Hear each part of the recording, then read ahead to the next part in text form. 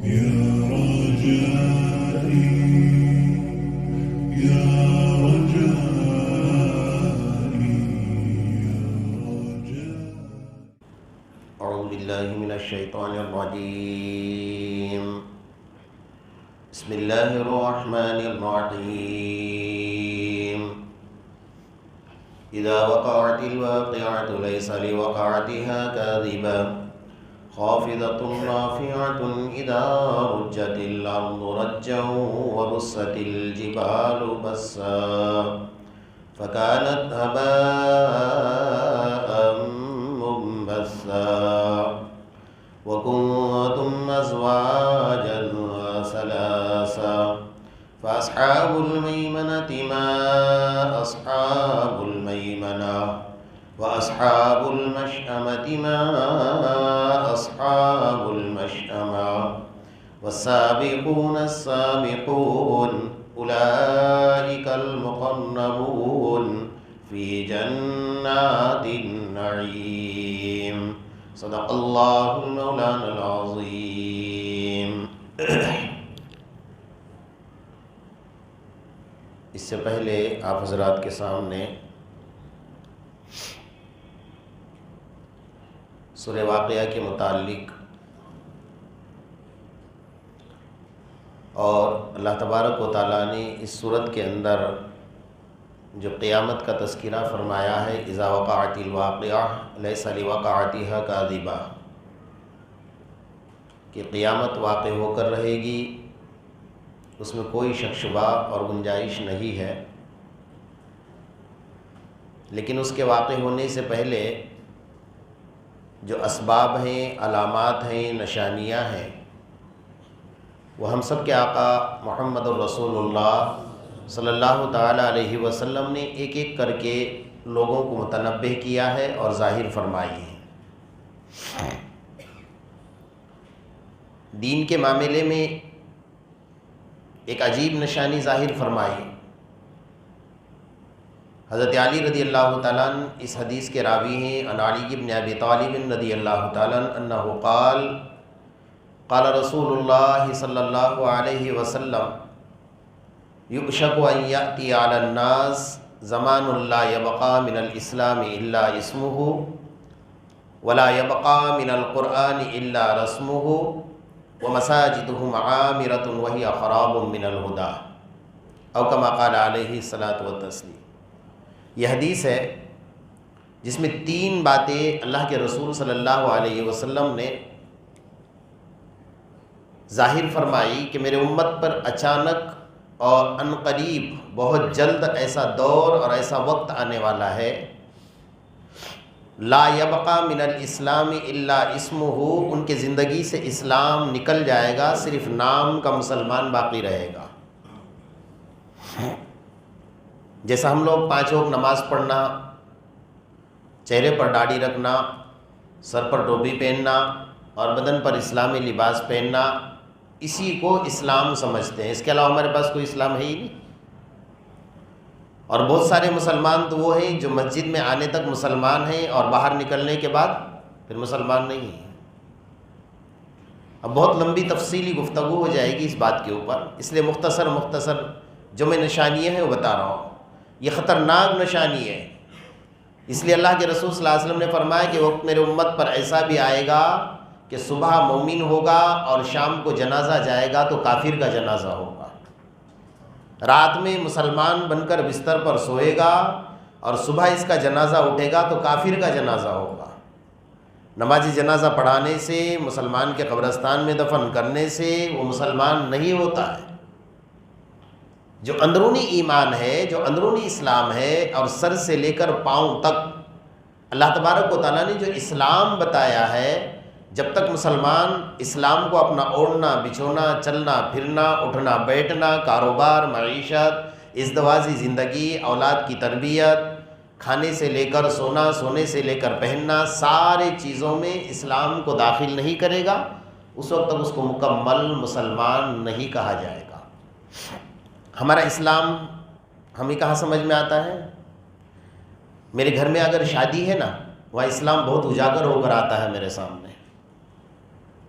اس وقت میری دادی مجھے نظر آئے گی، میری نانی مجھے نظر آئے گی، میرے دادا، میرے پردادا، میرا خاندان، میرا قبیلہ، مجھے سب نظر آئے گا۔ اس وقت اگر مجھے کوئی نظر نہیں آئے گا، صرف قرآن اور حدیث نظر نہیں آئے گی۔ سمجھ رہے نا؟ میں اشارے میں سب کچھ کہنا چاہ رہا ہوں، اگر آپ سمجھتے ہو تو اسلام ان کی زندگیوں سے نکل جائے گا، صرف نام کا مسلمان رہے گا۔ یہ نشانی اگر تمہارے سامنے ظاہر ہو جائے اور تمہارے اندر اگر یہ چیز وجود میں آ جائے تو سمجھ جاؤ یہ قیامت کے نشانیوں میں سے بہت بڑی نشانی ہے۔ دوسری کیا بات فرمائیں؟ وَلَا يَبْقَى مِنَ الْقُرْآنِ إِلَّا رَسْمُهُ، ان کے زندگی سے قرآن نکل جائے گا، صرف قرآن کی رسم باقی رہے گی۔ اب قرآن کو ہم نے کیا رسم بنا لیا ہے؟ ہم لوگ قرآن خوانی کی دعوت چلاتے ہیں، میرے گھر کا افتتاح ہے، آپ کو قرآن خوانی کی دعوت ہے، میرے شو روم کا اوپننگ ہے، آپ کو قرآن خوانی کی دعوت ہے، میرے گھر میں میت ہو گئی ہے تو 3 دن 10 دن 40 دن کے بعد آپ کو قرآن پڑھنا ہے، پھر سال میں ایک بار پڑھنا ہے۔ جی، تو میں یہ پوچھنا چاہتا ہوں کہ قرآن صرف مردوں کے لیے آیا تھا یا زندوں کے لیے بھی ہے؟ کبھی ہم نے سوچا اس بات کو؟ آپ پڑھیے، روزانہ ایک قرآن پڑھیے، روزانہ ایک قرآن پڑھ کر مردوں کو بخشیے۔ لیکن اپنی رواج کیا بنا کر رکھا ہے کہ 3 دن میں ایک بار پڑھیں گے، 7 دن میں پڑھیں گے، 10 دن میں پڑھیں گے، 40 دن میں پڑھیں گے، پھر سال میں ایک بار پڑھیں گے۔ تو یہ قرآن کو رسم بنا لیا ہے۔ اس کو اللہ کے رسول نے فرمایا میرے امت پر ایک دور آئے گا کہ قرآن کو رسم بنائیں گے، قرآن پڑھیں گے نہیں بلکہ قرآن کو رسم بنا لیا جائے، ان کی زندگی سے قرآن نکل جائے گا۔ اللہ ہماری حفاظت فرمائے۔ اور تیسری نشانی جو اللہ کے رسول صلی اللہ علیہ وسلم نے حدیث میں فرمائی، مساجدہ معامرہ وہی خراب من الہدیٰ، مسجدیں بڑی عالی شان بنی ہوگی لیکن ہدایت سے خالی اور کوری اور ویرانی نظر آئے گی۔ 500 آدمی، 1000 آدمی مسجد میں نماز پڑھتا ہوگا، امام صاحب سے ایک غلطی ہو گئی، امام صاحب نے دوسرے یا تیسرے رکعت میں اگر بیٹھ گئے اور سلام پھیرا تو 500 آدمی سلام پھیر رہا ہے۔ جی، غلطی ایک سے ہو سکتی ہے، سب سے تو نہیں ہو سکتی نا۔ اچھا پھر ہم کیا کہیں گے؟ ہم نے تو امام صاحب کی اقتدا کی نیت کری، 3 پڑھائے گے 4 پڑھائے، ہم نے تو اقتدا کی نیت کی ہے نا، جو کریں گے وہ چلے گا۔ میرے دوستوں، مساجد عامرہ، مسجد عالی شان ہوگی لیکن ہدایت سے خالی ہوگی۔ مسجدوں میں کھچا کھچ مجمع نظر آئے گا نماز پڑھنے والوں کا لیکن ہدایت سے کورا ہوگا۔ اب یہ تینوں باتیں اتنی تفصیل طلب ہے کہ ہمارا پورا مہینہ اسی میں نکل جائے گا، اس لیے میں یہیں پر اس کو اسٹاپ کر دیتا ہوں، اشارے میں آپ کو سمجھا دیا ہے۔ تو یہ نشانی قیامت کی بڑی خطرناک نشانی ہے اور آج کے دور میں یہ کھل کر ہمارے سامنے نظر آ رہا ہے، آپ دیکھ رہے ہوں گے کھل کر یہ بات سامنے آ رہی ہے۔ تو بہرحال اس صورت میں اللہ تبارک و تعالیٰ نے قیامت کا تذکرہ کیا اور شروع میں نے آپ کو بتایا تھا کہ اس صورت کے اندر اللہ تبارک و تعالیٰ نے انسان کے روزی روٹی کے مسئلے کو بہت زیادہ اس کو اہمیت دیتے ہوئے رکھا ہوا ہے کہ انسان کے روزی کا مسئلہ جو ہے وہ ضرورت سے جڑا ہوا ہے، زندگی کی ضرورت ہے، انسان کا کھانا پینا یہ زندگی کی ضرورت ہے۔ تو وہ ضرورت کے اعتبار سے اللہ تبارک و تعالیٰ نے اس صورت کے اندر اس کی بہت زیادہ اہمیت کو بیان کیا کہ ہمارے آقا محمد رسول اللہ صلی اللہ علیہ وسلم فرماتے جس نے سورہ واقعہ پابندی سے پڑھا مغرب کی نماز کے بعد، اس کے گھر میں کبھی تنگ دستی اور مفلسی نہیں آ سکتی ہے۔ بھئی ضرورت کی چیز ہے، جیسے حضرت آدم علیہ السلام جنت سے زمین پر آ گئے۔ اب جنت میں تو کیا ماحول تھا کہ جنت کی نعمتیں موجود تھی، دل میں صرف خیال آتا تھا کہ مجھے یہ چیز کھانی ہے، خیال آنا، زبان سے بولنا نہیں۔ اور جنتیوں کے ساتھ ہر ایک کے ساتھ یہ معاملہ ہوگا کہ یہ خیال آ گیا کہ مجھے یہ چیز کھانی ہے تو وہ چیز فوراً سامنے حاضر ہو جاتی تھی۔ اب اللہ نے رات کے اندھیرے میں اتارا، حضرت آدم علیہ السلام کو کبھی اندھیرا جنت میں دیکھا نہیں تھا، بلکہ جنت کا موسم جو ہے نا، علماء کرام نے، مفسرین حضرات نے لکھا ہے کہ فجر کی نماز سے لے کر اشراق تک کا جو موسم ہوتا ہے، نہ اس میں زیادہ گرمی ہوتی ہے نہ زیادہ ٹھنڈک ہوتی ہے، ایسا موسم اللہ نے جنت کا بنایا ہوا ہے۔ تو حضرت آدم علیہ السلام نے کبھی اندھیرا دیکھا ہی نہیں تھا، اس لیے کہ وہ پیدا ہی جنت میں ہوئے تھے۔ تو جنت سے اللہ نے ایک تو اندھیرے میں اتارا، اب اندھیرے میں اتارنے کے بعد کہ اللہ پورا اندھیرا ہے، کچھ نظر نہیں آ رہا ہے، پہاڑی کے اوپر ہے، زمین دیکھ رہے ہیں، ایسی زمین ایسی بنجر، فرمایا یہ تو عجیب ماحول ہے۔ اب تھوڑی دیر کے بعد تھوڑا روشنی آنے لگی، سورج کی کرنیں نظر آنے لگ گئی، تو ایک عجیب سا، پہلی مرتبہ دیکھا تھا تو ایک موسم تھا، عجیب سا ماحول تھا. اب بھوک لگ گئی، ضرورت کی چیزیں. اب جنت میں تو کیا تھا کہ دل میں خواہش پیدا ہوتی تھی اور چیز حاضر ہو جاتی تھی. اب یہاں کیا کریں گے؟ اب بھوک لگ گئی تو دل میں خیال آیا کہ اللہ بھوک لگی، اب کیا کروں گا؟ آسمان سے جبرائیل آ گئے اور ایک دانہ لے کر آ گئے، کہا یہ دانہ لو اور زمین میں بو دو، یہ اگے گا. بہرحال آپ 6 مہینے 8 مہینے سال تک انتظار نہیں کرنا پڑے گا، آج کے دور میں جیسا ہوتا ہے، اگے گا، فوراً اگے گا. لگایا، اگ گیا، کہا اس کو توڑو، اس کو توڑو، 2 پتھر لو، اس کو پیسو، پیس لیا، لکڑیاں چنو، لکڑیاں چن لی، آگ لگاؤ، آگ لگائی اور پتھر کے اوپر رکھ کر اس کی روٹی بنائی. اب سب پہلی مرتبہ تھا نا، ہم کیا کریں گے؟ تو بہرحال اتنی محنت کے بعد ایک روٹی حضرت آدم کے سامنے آ گئی، اور اس کو کھانے کے لیے جب سامنے رکھا تو رکھنے کے بعد جب روٹی کی طرف ہاتھ بڑھایا تو روٹی دوڑنے لگی پہاڑ کے اوپر سے، ایسے کھڑی ہو گئی اور اس طریقے سے پورے. اب حضرت آدم علیہ السلام اس کے پیچھے پیچھے پہاڑ سے لے کر نیچے تک آ گئے، جبرائیل آ گئے فوراً. اللہ نے سلام عرض کیا ہے اور یہ کہا ہے جیسا اس روٹی کے پیچھے آپ دوڑ رہے ہیں، قیامت تک آنے والی آپ کی اولاد بھی اسی طرح رزق کے پیچھے دوڑتی رہے گی. یہ پہلا مرحلہ تھا، یہ پہلا مرحلہ تھا. تو روزی کی ذمہ داری کس کی ہے بھائی؟ روزی دینے والا کون ہے؟ اللہ دینے والا ہے. تو اللہ تبارک و تعالیٰ نے اس کے کچھ اسباب رکھے ہوئے ہیں. روزی دینے والی ذات تو اللہ کی ہے، وہی کھلا رہا ہے. آپ نے دیکھا کہ پرندے کوئی محنت کرتے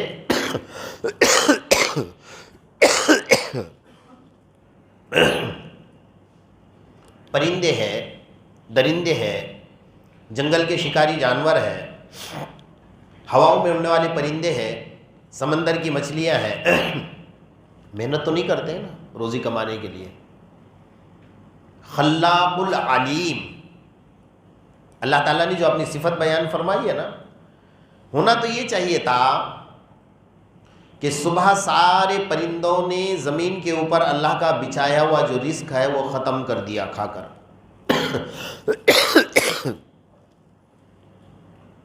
اب دوسرے دن واپس کہاں سے آ رہا ہے بھائی؟ انسان غور کرتا ہے نا اس بات کے اوپر.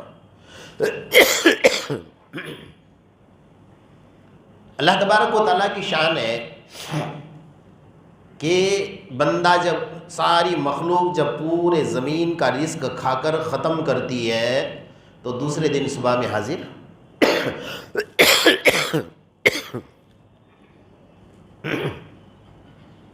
اللہ تبارک و تعالیٰ کی یہ شان ہے. حضرت سلیمان علیہ السلام اللہ کے برگزیدہ پیغمبر نبی ہیں. نفحۃ العرب ایک کتاب ہے. یا اللہ،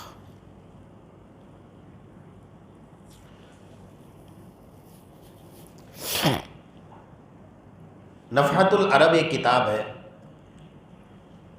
اس کے اندر ایک عجیب بات لکھی کہ حضرت سلیمان علیہ السلام کو اللہ نے سلطنت دی تھی ساری زمین پر، ہواؤں پر، چرند پرند جناتوں پر، انسانوں پر. تو اللہ سے درخواست کی کہ اللہ میں یہ چاہتا ہوں کہ تم نے اتنی بڑی سلطنت مجھے دی ہے تو 1 سال تک تیرے مخلوق کی مہمان نوازی میں کروں. اللہ نے فرمایا نہیں کر سکتے. اللہ نے فرمایا نہیں کر سکتے. سلیمان ضد بڑی کہ اللہ 1 مہینہ دے دے، کہا نہیں کر سکتے. کہ اللہ ایک کام 1 ہفتہ دے دے، کہا وہ بھی نہیں کر سکتے. اللہ 1 دن دے دے، کہا ٹھیک ہے. جب نبی کی ضد بڑھی تو اللہ نے ان کی درخواست کو منظور فرمایا. اب اللہ نے سب سے پہلے کام کیا کیا؟ سب سے پہلے اللہ نے جو رزق بچھایا جاتا ہے پرندوں کا، چرندوں کا، جانوروں کا، وہ سارا رزق اللہ نے روک لیا. اب سلیمان علیہ السلام بڑے خوش ہو گئے، سارے جناتوں کو حکم کر دیا کہ زمین پر جتنے حلال جانور ہیں سب کو لو اور پکڑو اور شکار کرو اور ذبح کرو. اب جناتوں کا کام، جو کام مہینوں میں ہوتا ہے وہ کام منٹوں میں ہوتا ہے. تو سارے جناتوں نے حلال جانوروں کا شکار کیا اور اس کو ذبح کیا، اور ذبح کرنے کے بعد لمبی چوڑی دیگے، جفان کل جواب قدور الراسیات، قرآن خود کہہ رہا ہے نا، اتنے بڑے بڑے لگن جو تالاب کے برابر ہو، جنات اٹھا رہے ہیں اور لا کر بس جلد جلد میں کھانا تیار ہو گیا، جہاں تک نظر پڑ رہی ہے کھانا ہی کھانا لگا ہوا ہے، تیار ہو گیا۔ اب ادھر سمندر کی مچھلیاں اچھل کود کر رہی ہیں کہ اللہ آج کیا ہو گیا، سمندر میں رزق نہیں ہے۔ پرندے چہچہا رہے ہیں کہ اللہ آج کیا ہو گیا، اٹھے ہیں صبح سے کوئی رزق نہیں مل رہا ہے، چاروں طرف سب پریشان حال ہے۔ تو حضرت سلیمان علیہ السلام نے کہا، اللہ سے پوچھا، دسترخوان بچھا دیا جناتوں کے ذریعے سے، اللہ سے پوچھا اللہ کس سے شروع کروں؟ فرمایا سمندر کی مچھلیاں سب سے زیادہ بھوکی ہیں، ان کے پہلے کھلا دو کھانا۔ چنانچہ دسترخوان، لمبے دسترخوان پر جناتوں سے کھانا بچھا دیا اور سمندر کے مچھلیوں کو حکم دیا کہ آ جاؤ اور کھانا کھا لو۔ ایک مچھلی نکلی ہے، ابھی تو ساری دنیا کے سمندر باقی ہے، سمندر کی ساری مچھلیاں باقی ہے، ایک مچھلی نکلی ہے اور اس نے اپنے بیٹھے جگہ پر کھانا کھائی اور کھینچتے گئی اور سارا کھانا ختم کر دیا۔ ابھی تو ساری مخلوق باقی ہے نا، انسان باقی ہیں، جانور باقی ہیں، جنات باقی ہیں، حیوانات باقی، سب کچھ باقی ہے، اس نے ختم کر دیا۔ تو کہا سلیمان کھانا، ہمارے یہاں مہمان کھانا کھا لے، نے دوسری بار مانگے تو بھائی ابھی تو کھایا، شکر ادا کرنا اللہ کا، یہی کہیں گے نا۔ اس نے کہا سلیمان کھانا، کہا حضرت سلیمان ہکے بکے رہ گئے کہ اللہ ابھی تو تیری ساری مخلوق باقی ہے اور اس نے تو پورا کھانا سب صاف ایک ہی مچھلی نے کیا اور ابھی اور مانگ رہی ہے۔ تو حضرت سلیمان نے کہا کہ بھئی تو نے کھانا تو کھا لیا اور ساری مخلوق کا کھانا تو نے اکیلے نے کھا لیا۔ تو مچھلی نے کیا کہا کہ سلیمان میرا اللہ دن میں 3 مرتبہ مجھے پیٹ بھر کر اس سے زیادہ کھلاتا ہے، اللہ مجھے 3 مرتبہ پیٹ بھر کر اس سے زیادہ کھلاتا ہے۔ آج تو تم نے دعوت کر کے ہمارا حق مار دیا، اللہ کا دیا ہوا رزق تم نے چھین لیا، اور پھر اللہ ہمیں تانا بھی نہیں دیتا جیسا تم نے ہمیں تانا دیا کہ کھانا تو کھا لیا اور واپس مانگ رہی ہے۔ میرے دوستو، رزق دینے والی ذات کس کی ہے؟ اللہ کی۔ اب اگر کچھ رکاوٹ آ رہی ہے، رزق نہیں مل رہا ہے، تو اس میں کچھ باتیں ہیں جو ضروری باتیں میں آپ کے سامنے عرض کروں۔ سب سے پہلے اپنے اللہ کو راضی کریں۔ وَمَن يَتَّقِ اللَّهَ يَجْعَلْ لَهُ مَخْرَجًا وَيَرْزُقْهُ مِنْ حَيْثُ لَا يَحْتَسِبُ۔ اللہ کا یہ قرآن کہتا ہے جس نے تقویٰ اور پرہیزگاری کو اختیار کر لیا، اللہ پاک ایسے غیب سے اس کو رزق دیں گے کہ وہ بندہ سوچے گا نہیں کہ کہاں سے آ گیا ہے۔ اب تقویٰ بھی ہے، پرہیزگاری بھی ہے، لیکن کچھ رکاوٹیں بھی آ رہی ہیں، نماز بھی پڑھ رہا ہے لیکن پھر بھی نہیں مل رہا، اس میں بھی کچھ مصلحت ہوتی ہے کہ بھئی آپس میں رشتہ داری کا مسئلہ ہے، رشتہ داروں کے ساتھ ناچاقی ہے، بات چیت نہیں ہے، کچھ مسئلے کھڑے ہیں، ان کے ساتھ صلح کر لو۔ پھر بھی یہ بھی مسئلہ ہے سامنے، بھائی سب کے ساتھ محبت ہے پھر بھی نہیں مل رہا، تو کیا کریں گے؟ تو کچھ وظیفے ہم سب کے آقا محمد الرسول اللہ صلی اللہ علیہ وسلم نے بتائے ہیں کہ اللہ کی طرف رجوع ہو جاؤ، سب سے پہلے توبہ کر لو، اور توبہ کرنے کے بعد جیسا فجر کی نماز کی سنتیں ہیں، حدیث میں فرمایا کہ جو بندہ فجر کی نماز کی سنت گھر میں پڑھتا ہے، فرض تو مسجد میں پڑھنی ہے، سنت کہاں پڑھنی ہے؟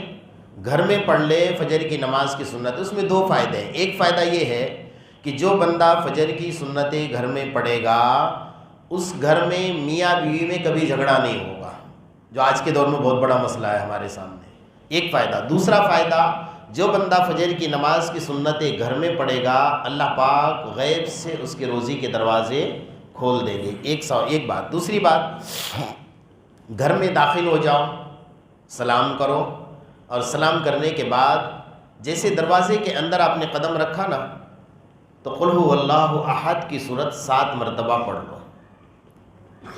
علماء نے لکھا ہے، علماء نے اپنے تجربات لکھے ہیں کہ اللہ پاک ایسی جگہ سے رزق دے گا کہ آدمی سوچ بھی نہیں سکتا۔ جب گھر سے باہر نکلو تو دعا پڑھ کر نکلو، اور دعا بسم اللہ توکلت علی اللہ لا حول ولا قوۃ الا باللہ جب پڑھ لیا، 1 2 3 4 5 6 7 7واں قدم جیسے گھر سے باہر رکھتا ہے، اس 7ویں قدم سے شروع کرے لإلاف قریش إلافهم رحلة الشتاء والصيف فليعبدوا رب هذا البيت الذي أطعمهم من جوع وآمنهم من خوف۔ 7 مرتبہ یہ سورت کب پڑھیں گے؟ جب 7 قدم گھر سے باہر نکل کر چلیں گے۔ اللہ والوں نے تجربات میں لکھا ہے، قسم خدا کی ہم نے یہ تجربہ کر کے دیکھا ہے کہ جو بندہ یہ صورت پڑھے گا کبھی بھی اللہ خالی ہاتھ اس کو گھر واپس نہیں لوٹائے گا۔ تو یہ عملیات ہے۔ دوسرا، فجر کی نماز کے بعد اور مغرب کی نماز کے بعد قرآن کی ایک آیت ہے، حسبی اللہ لا الہ الا هو علیہ توکلت وہو رب العرش العظیم۔ جو بندہ 7 مرتبہ پڑھے گا نا، اللہ تبارک و تعالیٰ اس کو غیب سے رزق عطا فرمائے گا، اور کاموں میں جو رکاوٹیں ہیں ان رکاوٹوں کا اللہ پاک دور فرما دے گا۔ تو بہرحال یہ چیزیں ہیں جو پڑھنے کی ہیں، اپنے وظائف ہیں، اپنے زندگی میں اس کو داخل کرنا ہے۔ اور سب سے بڑی بات کہ فجر کی نماز اللہ نے سب سے زیادہ روزی کا ذریعہ اور روزی کی برکت اگر کہیں رکھی ہے تو وہ فجر کی نماز میں رکھی ہوئی ہے۔ اس لیے کہ حدیث میں فرمایا کہ جو بندہ فجر کی نماز پڑھنے کے لیے اٹھتا نہیں ہے، فرشتہ جیسے اذان ہوتی ہے اس کے گھر پہ دروازے پر روزی لے کر کھڑا ہے۔ اب فرشتے کو پتہ ہے کہ یہ نہیں اٹھنے والا ہے، اللہ کو بھی پتہ ہے کہ یہ نہیں اٹھنے والا ہے، لیکن فرشتہ جو ہے لے کر کھڑا ہے کیونکہ اللہ کا حکم ہے۔ اب بندہ سویا ہے، بار بار اللہ سے فرشتہ پوچھتا ہے، اللہ ابھی تک نہیں اٹھا، جماعت کی تیاری، جماعت کا وقت ہے۔ اللہ جانتا ہے کہ نہیں اٹھے گا، اس کے بعد بھی اللہ نے روک کر رکھا ہے۔ اب یہاں تک ہو گیا کہ جماعت کھڑی ہو گئی، اللہ اب بھی نہیں اٹھا، تو اللہ کہتا ہے کہ اب بھی اٹھے گا شاید بندہ، رک جا۔ حتیٰ کہ علماء نے لکھا ہے کہ نماز کا وقت جب ختم ہوتا ہے نا فجر کا، جب تک فرشتہ روزی کے دروازے روزی لے کر کھڑا ہے دروازے، اب جو ہے جب نماز کا وقت ختم ہو گیا تو فرشتہ کیا کرتا ہے؟ اللہ کی اجازت لے کر نکل جاتا ہے۔ جیسے نکل گیا تو نکلا نہیں بلکہ وہ کیا کر رہا ہے؟ فبال الشیطان فی اذنیہ، اس کے دونوں کانوں میں پیشاب کر کے چلا جاتا ہے۔ یہ سب سے بڑی سزا ہے۔ اللہ ہماری حفاظت فرمائے کہ فرشتہ روزی لے کر آیا تھا، ہم نے اپنے ہاتھوں سے اس کو ٹال دیا ہے اور اس نے دونوں کانوں میں پیشاب کر کے چلا گیا۔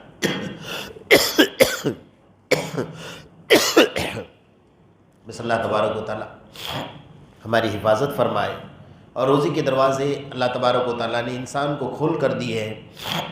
اگر نہیں مل رہا ہے تو یہ مت سمجھنا کہ مقدر میں اللہ نے روزی نہیں لکھی، اللہ نے لکھی ہوئی، کچھ نہ کچھ وجوہات ہماری طرف سے، ان وجوہات کو دور کرے اور اللہ سے مانگے، اللہ پاک عمل کی توفیق نصیب فرمائے۔